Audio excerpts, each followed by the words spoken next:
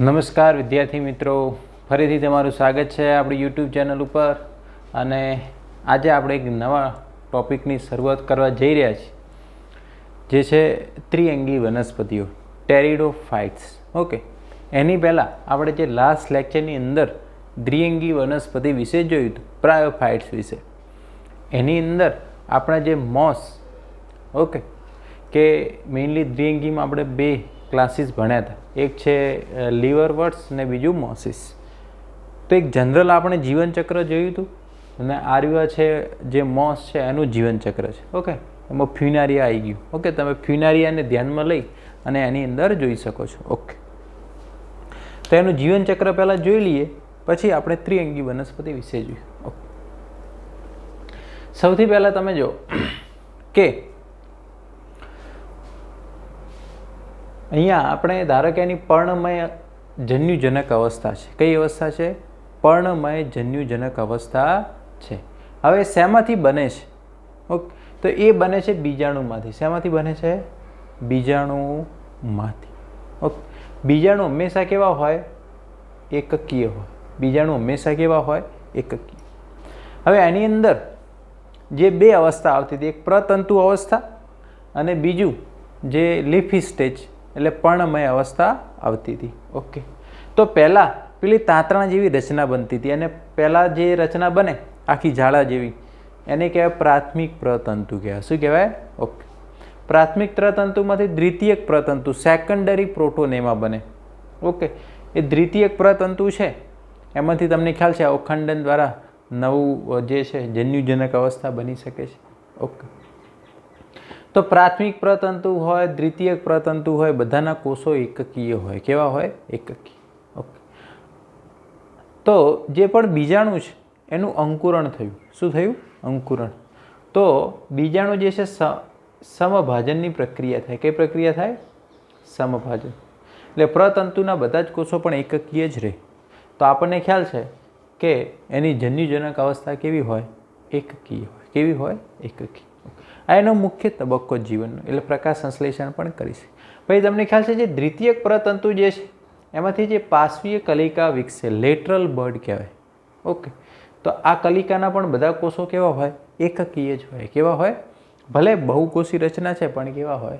એકકીય. Okay, એમાંથી પેલી પર્ણમય જન્યુજનક અવસ્થા બને. કેવી રચના બને? પેલી પર્ણમય જન્યુજનક અવસ્થા બને છે.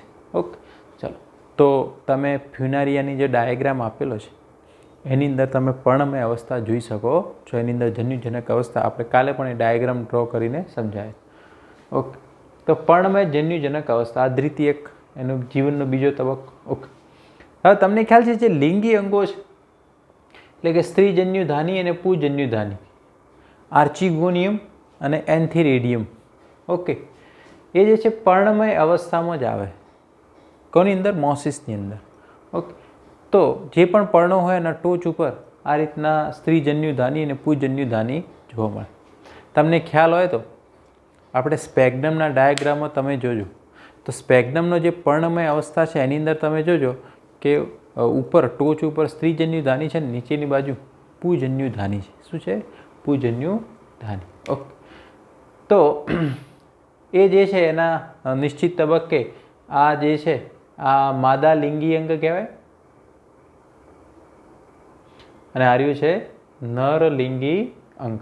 આ દ્વિઅંગીની વાત ચાલી રહી છે. ઓકે, ચલો, હવે સ્ત્રીજન્યુધાની છે એની અંદર તમને ખ્યાલ છે અંડકોષ બને, જેને આપણે માદા જન્યુ કહેવાય. હવે દેખો આ બધા કોષો કેવા હતા? એકકીય હતા. હવે અંડકોષ પણ હંમેશા શું કહેવાય? જન્યુ કહેવાય. જન્યુ હંમેશા કેવા હોય? એકકીય.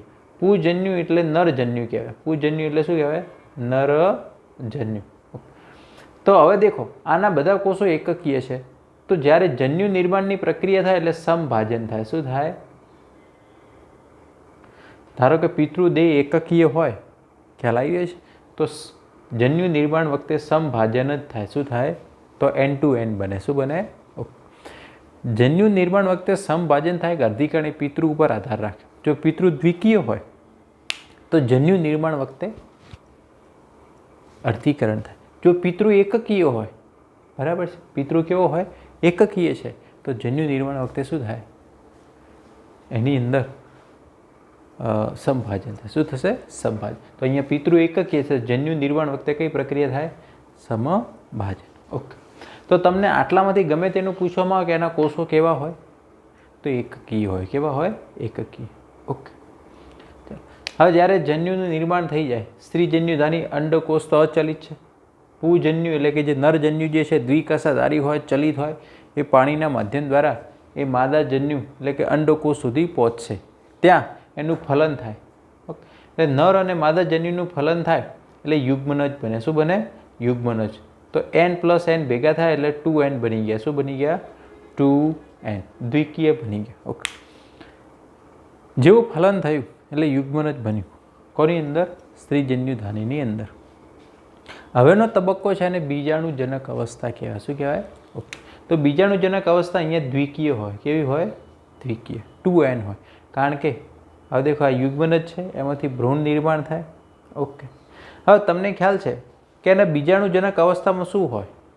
બીજાણુજનક અવસ્થા જે છે તમને ખ્યાલ છે એ જન્યુજનક સાથે જોડાયેલી રહે, અલગ પડતી નથી. એમાંથી પોષણ મેળવે. ઓકે. બીજાણુજનક અવસ્થાની અંદર તમને ખ્યાલ છે કે એમાં સ્પેશિયલ રચનાઓ બને, જેની અંદર પાદ એટલે ફૂટ, પ્રાવરદંડ છે જેને સીટા કહેવાય, અને કેપ્સ્યુલ એટલે પ્રાવર. ઓકે. એની અંદર એ બધી રચનાઓ બને, એ પણ આપણે જોયું. પછી જે પ્રાવર છે કેપ્સ્યુલ, એની અંદર સ્પેશિયલ અમુક કોષો હોય જેને બીજાણુ માતૃકોષ કહેવાય. શું કહેવાય? સ્પોર મધર સેલ. એ કેવા હોય? દ્વિકીય હોય. કેવા હોય? એમાં અર્ધીકરણ થાય અને એમાંથી એકકીય બીજાણુઓનું નિર્માણ થાય. એમાંથી શું થાય? એકકીય બીજાણુઓનું નિર્માણ થાય. ઓકે. તો દ્વિકીયમાંથી એકકીય બનો તો અર્ધીકરણ જ થાય. ઓકે. તે હંમેશા તમારે ધ્યાનમાં. અને ફરી પાછું એ બીજાણુઓ કેપ્સ્યુલ જે છે એમાંથી છૂટા પડે અને અંકુરણ થઈ અને નવા જન્યુજનક અવસ્થાની નિર્માણ કરશે. તો આ છે દ્વિઅંગીની અંદર જે મોસિસ છે એનું જીવનચક્ર આપણે જોયું. તો એકદમ ઇઝી છે, તમે સરળતાથી એને સમજી શકો છો. ઓકે. હવે આપણે ત્રિઅંગી વનસ્પતિ વિશે જોવાનું છે. કોના વિશે? ત્રિઅંગી. બરાબર છે. ઓકે. ત્રિઅંગી એટલે જેમાં 3 અંગો છે. દ્વિઅંગીમાં આપણે જોઈએ 2 અંગો. ત્રિઅંગી એટલે એની અંદર મૂળ પ્રકાંડને પણ બધી જ વસ્તુ જોવા મળે, એટલા માટે એને શું કહેવાય? ત્રિઅંગી વનસ્પતિ તરીકે ઓળખવામાં આવે છે. ઓકે. આની અંદર અમુક ત્રિઅંગી વનસ્પતિઓના ડાયાગ્રામ આપેલા છે. જેમ કે આ સેલાજિનેલા વનસ્પતિ છે, એનો મૂળ છે, આ પ્રકાંડ છે, નાના નાના પર્ણો જોવા મળે છે. ઓકે. આ બીજી એક ત્રિઅંગી વનસ્પતિ છે જેને ઇક્વિસેટમ તરીકે ઓળખવામાં આવે છે. એમાં આવી રીતના નાની નાની ગાંઠામૂળી જોવા મળે છે. અહીંયા એક ગાંઠ અને બીજી ગાંઠ વચ્ચેનું જે અંતર હોય એને આંતરગાંઠ કહેવાય. શું કહેવાય? આંતરગાંઠ. એની અંદર જે શંકુ જેવી રચના બને છે, આ બધું જ આગળ આવશે. ઓકે. આ એની શાખાઓ છે. સાલ્વિનિયા કરીને એક ત્રિઅંગી વનસ્પતિ છે, એની અંદર આ પ્રકારનું સ્ટ્રક્ચર જોવા મળે છે. એના મૂળ છે, હાર્યું આ પ્રકાંડ છે, હાર્યું આ પર્ણો છે. ટૂંકમાં એમાં મૂળ પ્રકાંડને પણ બધી જ રચના જોવા મળે છે. ઓકે. એના સિવાય કદાચ તમને ખ્યાલ આવે તો નેફ્રોલેપિસ હંસરાજ વનસ્પતિ એ પણ ત્રિઅંગીની અંદર આવે છે. તો થોડોક આ ડાયાગ્રામ તમે આ બધા જોયા એટલે ત્રિઅંગી વિશે તમને થોડોક વ્યવસ્થિત ખ્યાલ આવે. હવે આપણે સૌથી પહેલાં ત્રિઅંગી વનસ્પતિઓ જે છે એના ઉદાહરણ જોઈ અને પછી એના વિશે ડિટેલમાં જોઈએ. ઓકે. ચાલો સૌથી પહેલાં આપણે એના ઉદાહરણ જોઈ લઈએ, એટલે આગળ એના ઉદાહરણ આવે તો તમને પ્રોબ્લેમ થાય. તો ત્રિઅંગી જે વનસ્પતિઓ છે એની અંદર અલગ અલગ ભાગ પડે છે. ઓકે. એની અંદર મેઇનલી જે એના જે વર્ગો જે છે એની એક છે સાયલોપ્સીડા. એક વર્ગ કયો છે? ત્રિઅંગી વનસ્પતિમાં એક છે સાયલોપ્સીડા. ઓકે. એના અમુક ઉદાહરણ અહીંયા લખી દઈએ આપણે. સાયલોટમ અને રહાનિયા. સાયલોટમ અને રહાનિયા વનસ્પતિ જે છે આના ઉદાહરણ છે. ઓકે. બીજું છે લાઇકોપ્સીડા. એના આપણે ઉદાહરણ લખી દઈએ લાઇકોપ્સીડા. આની અંદર એક તો આવે લાઇકોપોડિયમ અને બીજું એક ઉદાહરણ છે સેલાજિનેલા. ઓકે, જે આપણે અહીંયા જોયું આ સેલેજિનેલા છે, એનો વર્ગ છે લાઇકોપ્સીડા. કયો છે? લાઇકોપ્સીડા. ઓકે, તો આ બે ઉદાહરણ આની અંદર આવશે. ચાલો, એના પછી છે સ્પિનોપ્સીડા. એનું પણ આપણે એક ઉદાહરણ લખી દઈએ. આના ઉદાહરણની અંદર આવે ઇક્વિસેટમ.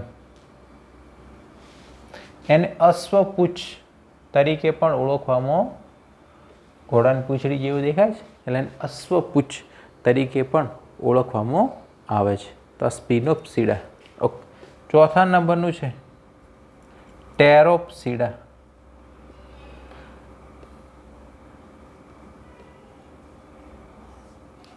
એના અમુક ઉદાહરણ જોઈ લઈએ.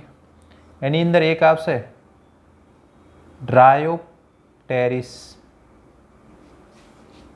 બીજું છે ટેરિસ, અને એક છે એડિએન્ટમ. એક શું આવે છે? એડિએન્ટમ.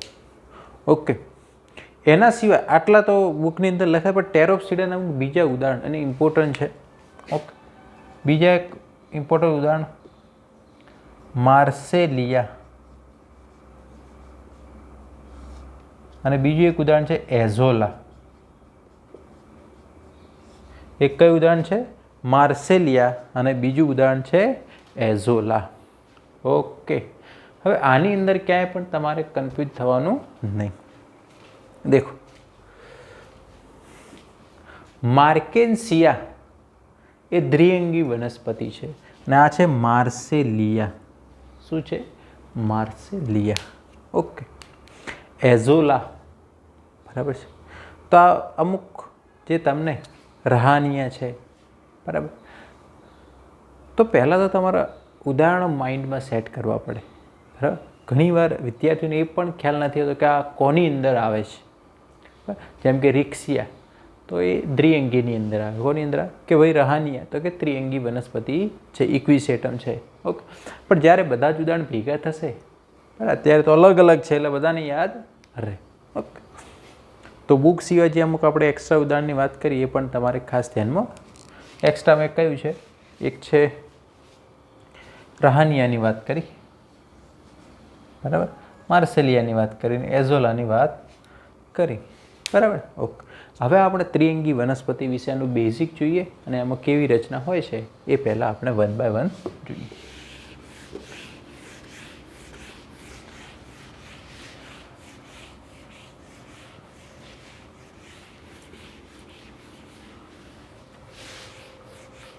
તમને આના વિશે પણ ખ્યાલ આવી ગયો હશે.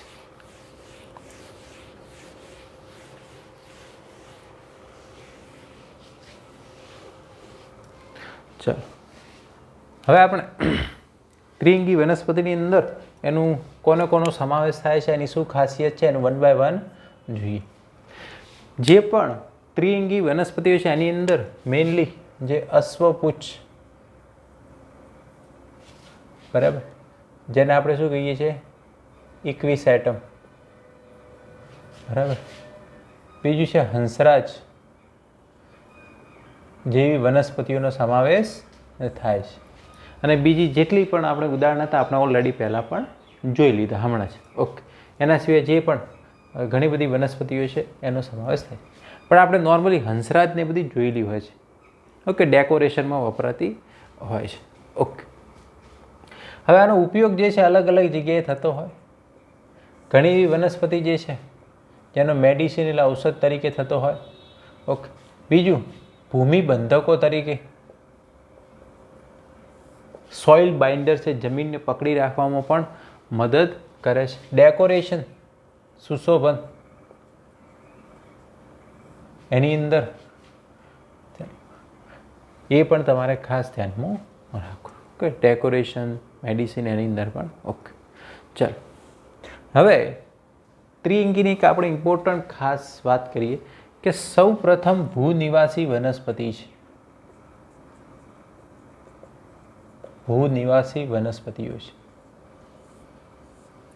ઓકે, સૌથી પહેલાં આપણે જ્યારે પણ ઉદ્વિકાસની દ્રષ્ટિ જોઈએ તો સંપૂર્ણપણે જમીન ઉપર રહેવાળી સૌથી પહેલી વનસ્પતિઓ તમને પૂછવામાં આવે તો એ ત્રિઅંગી વનસ્પતિઓ છે. ઓકે, દ્વિઅંગી વનસ્પતિઓ સંપૂર્ણપણે ભૂનિવાસી વનસ્પતિ હતી નહીં. ઓકે, ચાલો, તો આ સૌ પ્રથમ ભૂનિવાસી વનસ્પતિ છે. ઓકે, બીજું કે એની અંદર વાહક પેશીઓ હાજર હોય. વાહક પેશીઓ એટલે કે તમને ખ્યાલ છે જલવાહક પેશી અને અન્નવાહક પેશી. હવે જ્યારે જમીન ઉપર રહે એટલે પાણીનું શોષણ કરવું પડે, ઉપર પર્ણો સુધી પહોંચાડવું પડે, ખોરાક બને એને ટ્રાન્સફર કરવું પડે, તો એ વાહક પેશીઓ દ્વારા થાય. તમને ખ્યાલ હશે દ્વિઅંગીમાં આવું કશું જ હતું નહીં. તો સૌ પ્રથમ વાહક પેશી ધારી વનસ્પતિઓ તમને કોઈ પૂછવામાં આવે તો પણ ત્રિઅંગી વનસ્પતિઓ જ આવે. ઓકે, હવે વસવાટની વાત કરીએ. ઓકે, તો બધી સ્થળજ વનસ્પતિઓ તો છે જ. તો એકદમ ઠંડા વિસ્તાર હોય, ભેજયુક્ત વિસ્તાર હોય, છાયાપ્રિય વિસ્તાર હોય, બરાબર, એવી જગ્યાએ એમને વધારે અનુકૂળ આવે છે. ઘણીવાર રેતાળ જગ્યાએ પણ એ વિકાસ થતી હોય છે. હંસરાજ જે છે આપણે એને છાયાપ્રિય વનસ્પતિ પણ કહેવાય. બીજું કે આમની ખાસિયત છે. હવે આ વનસ્પતિઓ પણ નોર્મલી આપણે આજુબાજુ તમે નજર કરો તો તમને ક્યાંય દ્વિઅંગી કે ત્રિઅંગી એવી વનસ્પતિઓ વધારે જોવા મળશે નહીં. એનું કારણ છે કેમ કે ત્રિઅંગી વનસ્પતિ જે છે એને ફલન માટે પાણીની આવશ્યકતા રહે. કોની આવશ્યકતા રહે? પાણી. તો મોટે ભાગે પાણી હશે એની નજીક જ હશે. ઓકે, એટલે જે જિયોગ્રાફિકલી ભૌગોલિક દ્રષ્ટિએ આનું ડિસ્ટ્રીબ્યુશન વિશ્વમાં કેમ ઓછું છે, આ એની એક લિમિટેશન બની જાય છે. શું બની જાય છે? લિમિટેશન. કારણ કે એને ફલન માટે કોની આવશ્યકતા રહે છે? પાણીની. ઓકે, એટલે એને ફલન માટે પાણીની જરૂર પડે. ઓકે, એટલે એનો બધી જ જગ્યાએ એ વસવાટ ધરાવતી નથી. બધી જ જગ્યાએ એ વસવાટ ધરાવતી નથી. ઓકે, એના કારણે આની એક આ લિમિટેશન બની જાય છે. કારણ કે પાણી વગર કશું જ પછી શક્ય છે નહીં. એ વસ્તુ તમારે ખાસ ધ્યાનમાં રાખવાની. ઓકે, હવે આગળ જોઈએ કે ભાઈ જે પણ ત્રિઅંગી વનસ્પતિઓ છે એની આપણે હવે વન બાય વન ખાસિયત જોઈએ. બરાબર, તો ત્રિઅંગી વનસ્પતિની અંદર જે બીજાણુજનક દેહ જે છે એ મુખ્ય હોય. ખ્યાલ આવે છે? દ્વિઅંગીમાં જન્યુજનક મુખ્ય હતો, આની અંદર મુખ્ય જીવનનો તબક્કો કયો છે? બીજાણુજનક, જે દ્વિકીય હોય. કેવો હોય? દ્વિકીય હોય. ઓકે, જે મૂળ, પ્રકાંડ અને પર્ણ ધરાવે છે. જે શું ધરાવે છે? મૂળ, પ્રકાંડ અને પર્ણ. ઓકે, તો તમે ત્રિઅંગીની અંદર જે મૂળ, પ્રકાંડ અને પર્ણ જે બધી રચનાઓ જોવો છો એ એનો કયો તબક્કો છે? બીજાણુજનક. એનો તમે કોઈ પણ કોષ લો અને એનો એનાલિસિસ કરો તો એ દ્વિકીય જ હોય. કેવો હોય? ઓકે, એ કેવો હોય? ચાલો, બીજું આની અંદર જે પર્ણ છે એ બે પ્રકારના. અમુકની અંદર નાના પર્ણો હોય.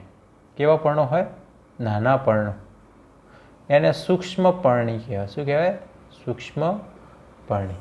આપણે હમણાં જ એક ડાયાગ્રામની અંદર જોયું, જેમ કે સેલાજિનેલા. સેલાજિનેલામાં કેવું હતું? નાના પર્ણો જોવા મળતા હતા. ઓકે, ચાલો, અમુકની અંદર મોટા પર્ણો હોય. બરાબર, એને મહાપર્ણી કહેવાય. શું કહેવાય? મહાપર્ણી. જેમ કે હંસરાજ. હંસરાજ વનસ્પતિ હોય ને એની અંદર મોટા મોટા પર્ણો જોવા મળે એટલે એને મહાપર્ણી. મેક્રોફિલ, આ માઇક્રોફિલ તરીકે પણ ઓળખવામાં આવે છે. ઓકે, હવે જે પણ બીજાણુજનક અવસ્થા હોય એ બીજાણુ ઉત્પન્ન કરે. શું ઉત્પન્ન કરે? બીજાણુ ઉત્પન્ન કરે. ઓકે, તો આની અંદર જે પણ બીજાણુજનક અવસ્થા છે એની અંદર બીજાણુધાની વિકસે. શું વિકસે? બીજાણુધાની. જેમ દ્વિઅંગીમાં પેલી કેપ્સ્યુલ પ્રાવાર બનતું હતું એમ આની અંદર શું બને? બીજાણુધાની. ઓકે, જે અમુકની અંદર પર્ણ જેવી જે સંરચના હોય તેના પર ગોઠવાય. બરાબર. અમુકની અંદર કેવું બીજાણુધાની હોય ને પર્ણ ઉપર ગોઠવાઈ જાય, અને અમુકની અંદર બરાબર છે એ તો જ્યારે પર્ણ ઉપર ગોઠવાય તો બીજાણુધાનીને આપણે કહી દેવાનું બીજાણુપર્ણ. બીજાણુધાની ધરાવતા પર્ણો એને કહેવાય બીજાણુપર્ણ. ફોર એક્ઝામ્પલ, તમે હંસરાજ જે છે એના અમુક પર્ણ જે છે એની અંદર જોશો તો એની ઉપર આ રીતના બીજાણુધાની જોવા મળે. શું જોવા મળે? બીજાણુધાની. તો એ પર્ણ ઉપર છે. આવા પર્ણને કહેવાય બીજાણુપર્ણ. આર્યું શું છે? બીજાણુધાની. ઓકે, દેખો આ મૂળ પ્રકારને પર્ણવાળી અવસ્થા છે. મૂળ પ્રકારને પર્ણ એટલે આ બીજાણુજનક અવસ્થા થઈ. કઈ અવસ્થા થઈ? ઓકે, એના ઉપર આ રીતના બીજાણુપર્ણ વિકસે. અમુકની અંદર બીજાણુપર્ણ ના બને, અમુકની અંદર શંકુ જેવી રચના બને. બરાબર. અમુક વનસ્પતિમાં સંગઠિત રચના બને જેને આપણે પ્રશંકુ અથવા શંકુ તરીકે ઓળખવામાં આવે. ખ્યાલ આવી રહ્યો છે? જેમ કે આપણે હમણાં જ ડાયાગ્રામ જોયું ઇક્વિસેટમની અંદર, એમાં ક્યાંય બીજાણુપર્ણો જોવા મળતા નથી. એની અંદર શંકુ બને. શું બને છે? શંકુ. ઓકે, પણ બંનેનું કામ એક જ છે, બીજાણુ બનાવવાનું. તો અમુકની અંદર શંકુ જેવી રચના બને, અમુકની અંદર પર્ણ ઉપર જ આ રચના ગોઠવાઈ જાય છે. ઓકે, ચાલો તો એના ઉદાહરણ લખી દઈએ. જેમ કે સેલાજીનેલા, એની અંદર પણ શંકુ બને. શું બને? શંકુ. પછી ઇક્વિસેટમ છે એની અંદર પણ એવું થાય. ઇક્વિસેટમ તો આપણા ડાયાગ્રામમાં પણ ડ્રો કર્યું હતું. બરાબર. હોર્સ ટેલ કહેવાય છે એને. શું કહેવાય? હોર્સ ટેલ. તો એ તો તમને એકદમ ઇઝી રીતે ખ્યાલ આવી ગયો છે. ઓકે, હવે જે પણ બીજાણુધાની છે એની અંદર બીજાણુઓ બને. શું બને? બીજાણુઓ બને. ઓકે, તો આપણે હવે બેઝિક કોન્સેપ્ટ સમજવાનો છે. ઓકે, ફોર એક્ઝામ્પલ કે ભાઈ આ બીજાણુધાની છે, કોઈ પણ બીજાણુધાની હોય. બરાબર. ઓકે, એની અંદર બીજાણુઓ બનાવતા કોષો એને કહેવાય બીજાણુ માતૃકોષ. એને શું કહેવાય? બીજાણુ માતૃકોષ. ઓકે, હવે મને એમ કહો કે જે બીજાણુ, હવે તમે કોમેન્ટ બોક્સની અંદર જવાબમાં જણાવશો કે ત્રિઅંગી વનસ્પતિમાં જે બીજાણુજનક અવસ્થા છે એ એકકીય હોય કે દ્વિકીય, n હોય કે 2n, એ તમારો આન્સર કોમેન્ટ બોક્સની અંદર જણાવો. ઓકે, તો દેખો બીજાણુ માતૃકોષો જે છે એ દ્વિકીય હોય. કેવા હોય?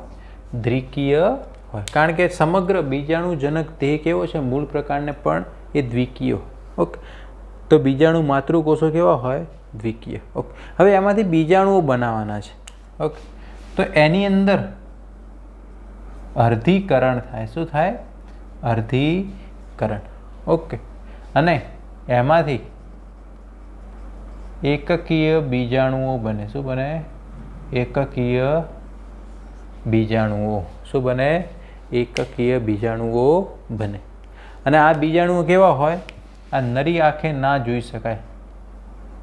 નરી આંખે જોઈ શકાય નહીં. ઓકે, અહીંયા સુધી ખ્યાલ આવી ગયો કે ભાઈ ફોર એક્ઝામ્પલ આ કોઈ એક સૌથી પહેલાં બીજાણુજનક અવસ્થા છે. કેવી અવસ્થા છે? જે મૂળ પ્રકાંડ અને પર્ણ જેવી રચના ધરાવે છે. ઓકે, હવે ફોર એક્ઝામ્પલ આ કોઈ એક વનસ્પતિ છે ત્રિઅંગી, એના પર્ણ ઉપર આ બીજાણુધાની છે. શું છે? બીજાણુધાની. ઓકે, એટલા માટે એને બીજાણુ પર્ણ કહી દીધા. શું કીધા? બીજાણુ પર્ણ. ઓકે. હવે ધારો કે આ બીજાણુધાની છે, એની અંદર અમુક જે કોષો છે જેને બીજાણુ માતૃકોષ કહેવાય. જેમ કે આ છે આ દ્વિકીય સ્પોર મધર સેલ છે, બીજાણુ માતૃકોષ. એમાં અર્ધીકરણ થયું એટલે આમાં એકકીય બીજાણુઓ બને. શું બન્યા? એકકીય બીજાણુઓ બને, જે નોર્મલી નરી આંખે જોઈ શકાય નહીં. આટલી વાત તમારા મગજમાં બેઠી. ઓકે. શંકુ હોય તો શંકુની અંદર બનશે. ઓકે. અમુકની અંદર શંકુ બને છે, અમુકની અંદર આવા પર્ણો બને છે. હવે આપણે આગળ જોઈએ શું પ્રોસેસ થાય છે.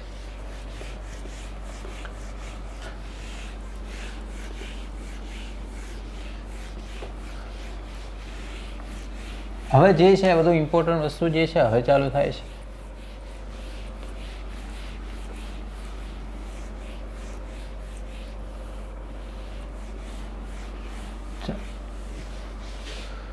હવે આપણા જોડે શું બની ગયા કે જે પણ બીજાણુ માતૃકોષ હતા એનું શું થયું?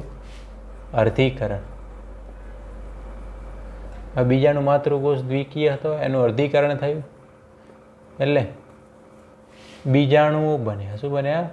બીજાણુઓ, જે એકકીય. આ બધું બન્યું બીજાણુધાનીની અંદર. ઓકે. અથવા તો જેમાં શંકુ હોય તો શંકુની અંદર બન્યું. ઓકે. હવે શું થયું કે આ બીજાણુઓ જે છે ત્યાંથી મુક્ત થયા. બરાબર? જે પણ આ બીજાણુજનક અવસ્થા હતી, બરાબર, જે મૂળ પ્રકારને પર્ણ ધરાવતું હતું, એમાંથી ફોર એક્ઝામ્પલ આ બીજાણુ હવે મુક્ત થયા. શું થયા? અહીંયાથી આ મુક્ત થયા, ત્યાં જોડાયેલા રહેતા નથી. ઓકે. હવે આ બીજાણુઓ જે છે એ અંકુરિત થઈ, એનું અંકુરણ થાય. બરાબર છે? અને એમાંથી અસ્પષ્ટ સ્પેશિયલ રચના બને. ઓકે. એટલે એકદમ સ્પષ્ટ ના કહી શકાય એવી રચના બને. ઓકે. અને એકદમ નાના બહુકોષીય અને મુક્ત જેવી રચના હોય, એ પણ પ્રકાશ સંશ્લેષી હોય. કેવી હોય? પ્રકાશ સંશ્લેષી. સુકાયક રચના બને. શું કેવી રચના બને? સુકાયક રચના બને. ઓકે. જે એની જન્યુજનક અવસ્થા કહેવાય. કઈ અવસ્થા કહેવાય? જન્યુજનક અવસ્થા. આને આપણે પ્રસુકાય પણ તમે કહી શકો છો. સિમ્પલ કોન્સેપ્ટ છે. આ જે બીજાણુઓ છે, બરાબર, જે એકકીય છે, અહીંયાથી મુક્ત થયા, એનું અંકુરણ થાય. શું થાય? અને આવું કંઈક સુકાય રચના બને. શું બને? આમાંથી આખી સુકાય રચના બને. એને કહેવાય જન્યુજનક અવસ્થા. સુકાય એટલે જેમાં કંઈ મૂળ પ્રકાર પણ એવું કશું છે નહીં. ઓકે. ચલો, ખ્યાલ આવી ગયો? તો એ કેવી છે? એકદમ અસ્પષ્ટ છે, નાની રચના છે, બહુકોષી હશે, કારણ કે જે બીજાણુનું જ અંકુરણ થયેલું છે, મુક્ત જેવી છે. આને કશું લેવા દે નહીં. આ એકકીય ખરી પણ પ્રકાશ સંશ્લેષી છે. ઓકે. ચલો, તે મુક્ત જીવી છે, પ્રકાશ સંશ્લેષી, સુકાયક રચના છે. ઓકે.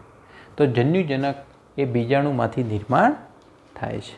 ઓકે. એકદમ ઇઝી છે. સ્ટેપ બાય સ્ટેપ તમારે ચાલવાનું છે. પછી આપણે એની લાઈફ સાયકલ એકદમ ભેગી પણ જોઈશું. ઓકે.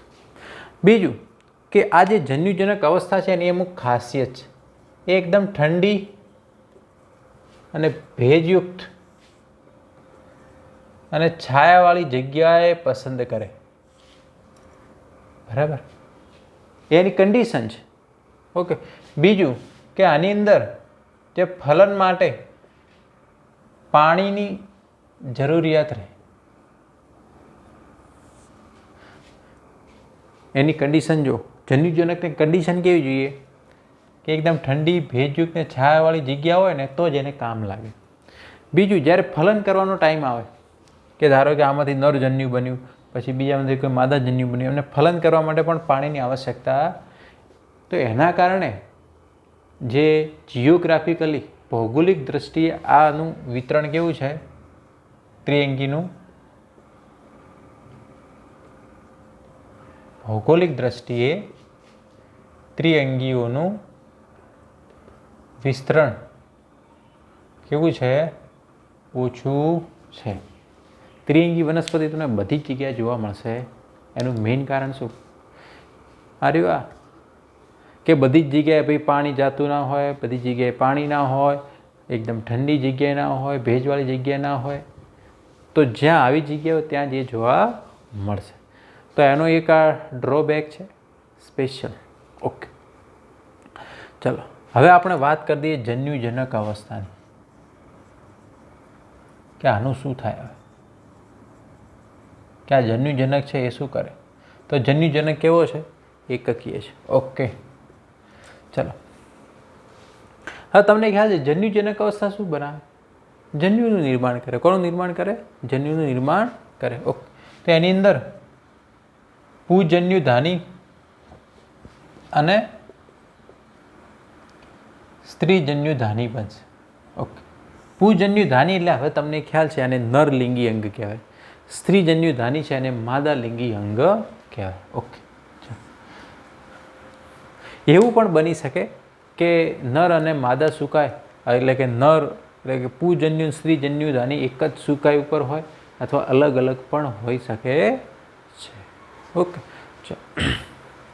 હવે બીજું કે જ્યારે આજે નર અને માદાજન્યુનું નરજન્યુ હોય પ્લસ માદાજન્યુ એનું જોડાણ થાય એટલે ફલિતાંડ બને. શું બને? ફલિતાંડ. ઓકે, નરજન્યુ એકકીય હોય, માદાજન્યુ પણ કેવો હોય? એકકીય હોય, જેને આપણે અંડકોષ કહીએ, આપુજન્યુ કહેવાય. એનું જોડાણ થાય એના માટે પાણીનું માધ્યમ જરૂરી છે.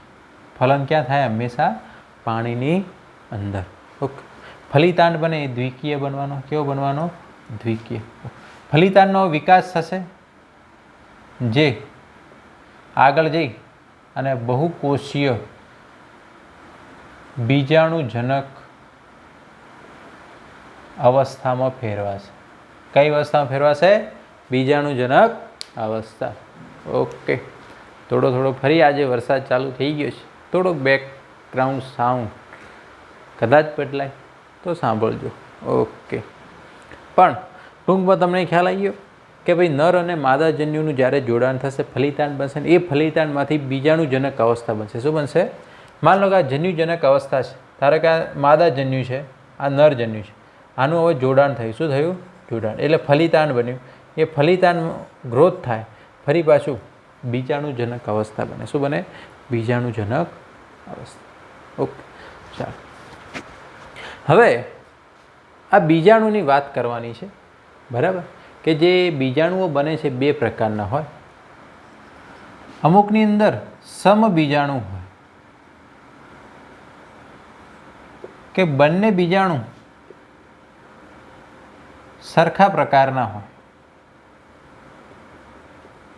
એક જ ટાઈપના હોય. બંને બીજાણુ સરખા પ્રકારના હોય, એક જ જેવા હોય, તો એને સમબીજાણુ કહેવાય. શું કહેવાય? ઓકે, અમુકની અંદર વિષમ બીજાણુ હોય. વિષમ એટલે જુદા જુદા. કયા પ્રકારના હોઈ શકે? જેમ કે મહાબીજાણુ અને લઘુ બીજાણુ. મહાબીજાણુ અને લઘુ બીજાણુ. બરાબર, બે ટાઈપના બીજાણુ બને. બરાબર, એક મહાબીજાણુ અને બીજું લઘુ બીજાણુ. ઓકે, ચલો જે મહાબીજાણુ હોય, જે મહાબીજાણુ છે, બરાબર છે, એ માદા સુકાઈની રચના કરે. કોની રચના કરે? અને જે લઘુ બીજાણુ હોય એ નર સુકાય બનાવે. શું બનાવે? નર સુકાય. કોન્સેપ્ટ તમે પકડો. અહીંયાથી જે આ બીજાણુ મુક્ત થાય છે એ જો ધારો કે લઘુ બીજાણુ છે એવું માની ચાલો, તો એમાંથી જે સુકાય બનશે એટલે કે જન્યુજનક અવસ્થા બનશે એ નર સુકાય બનશે. શું બનશે? તો એના ઉપર ફક્ત પુજન્યુ ધાની જ આવશે. પણ ધારો કે આ જે બીજાણુ છે એ મહાબીજાણુ છે, તો અહીંયા જે જન્યુજનક અવસ્થા બનશે તો એ માદા સુકાય બનશે. શું બનશે? અને એની ઉપર સ્ત્રીજન્યુ ધાનીનો વિકાસ થશે. કોનો વિકાસ થશે? સ્ત્રીજન્યુ ધાની. અને જ્યારે બંને બીજાણુ સરખા હોય તો એવું કશું નર કે માદા ગમે તે એવું કશું હોતું નથી. ઓકે, તો વિષમ બીજાણુ કોની અંદર હોય છે એ આપણે થોડું લખી દઈએ. એ તમારે ખાસ ધ્યાનમાં રાખવાના છે. સેલાજિનેલા અને સાલ્વિનિયા. ઓકે, આપણે બે ડાયાગ્રામ અહીંયા ડ્રો કરેલા હતા, એક સેલાજિનેલા અને સાલ્વિનિયાનું નીચે. તો એની અંદર વિષમ બીજાણુ હોય. કેવા હોય? વિષમ બીજાણુ. બંને બીજાણુ અલગ અલગ ટાઈપના હોય છે. ઓકે, ચાલો હવે થોડું આપણે આગળ જોઈએ.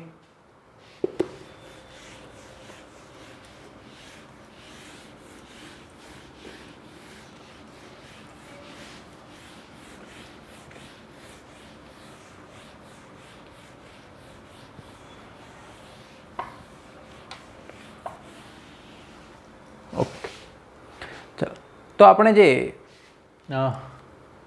લઘુ બીજાણુ અને મહાબીજાણુ, અમુકની અંદર સમબીજાણુ કે બંને બીજાણુ કેવા હોય? સરખા.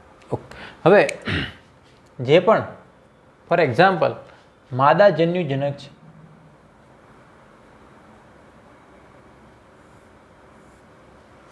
બરાબર, માદા જન્યુજનક છે, ઓછા અથવા વધુ સમય માટે એ પિતૃ બીજાણુ સાથે જોડાયેલો રહે.